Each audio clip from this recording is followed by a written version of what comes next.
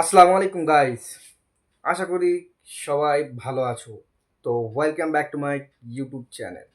তো বন্ধুরা, আজকের আমার ইউটিউব চ্যানেলে আপনাদের স্বাগত। আজকের আমি যে টপিকটা নিয়ে কথা বলবো সেই টপিকটার একটাই উদ্দেশ্য যে আমাদের ইমানকে ঠিক করতে হবে।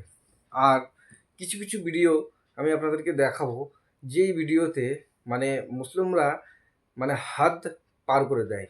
এই ঈদে মিলাদুন নবী, আমাদের নবীজির আজকের জন্ম হয়েছিল, সেই জিনিসটা নিয়ে আজকের দিনটা এত ডিজে বাজনা, এত মাইকিং করে আপনার মাথাটাকে হ্যাং করে দেবে।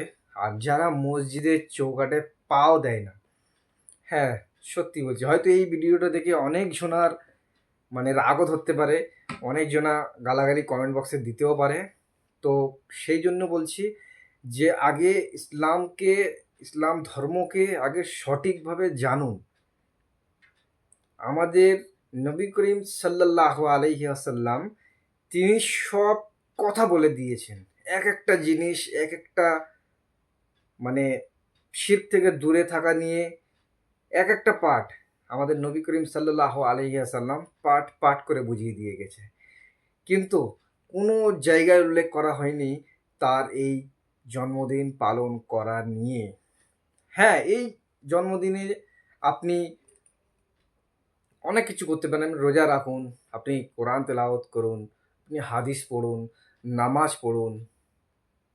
কিন্তু না, আপনারা এইগুলো সব বাদ দিয়ে আপনারা কি করছেন, যে বড় বড় মাইকিং, বড় বড় ডিজে লাগিয়ে আপনারা এই ঈদে মিলাদুন নবী পালন করছেন। ভালো কথা।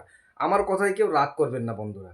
আমি জাস্ট যতটুকু আমার জ্ঞানেতে আসছে, আমি জাস্ট একটাই কথা আপনাদেরকে বলতে চাই যে শিরক থেকে বেঁচে থাকো। আর আমাদের নবী করিম সাল্লাল্লাহু আলাইহি আসাল্লাম হারাম কাজ থেকে দূরে থাকতে বলেছে। আর ইসলাম ধর্মে সম্পূর্ণ ডিজে হারাম। তো আমার যতটুকু আমি জ্ঞান অর্জন করেছি, আহ, সেই জ্ঞানটুকু নিয়েই আমি বলছি যে ডিজে, গান বাজনা এইসব থেকে দূরে থাকুন। আজকে ঈদে মিলাদুন নবীতে অনেক কিছু দেখলাম, মানে এমন এমন জিনিস দেখেছি কল্পনা করার বাইরে। তো সেই ভিডিওগুলো আমি আপনাদেরকে দেবো আস্তে আস্তে, আপনি সেই ভিডিওগুলো দেখুন। আর সত্যিই কি আমাদের ইসলাম ধর্মেতে এরকম কিছু আছে? যদি থাকে তো আমার কমেন্ট বক্সে নিশ্চয়ই জানাবেন।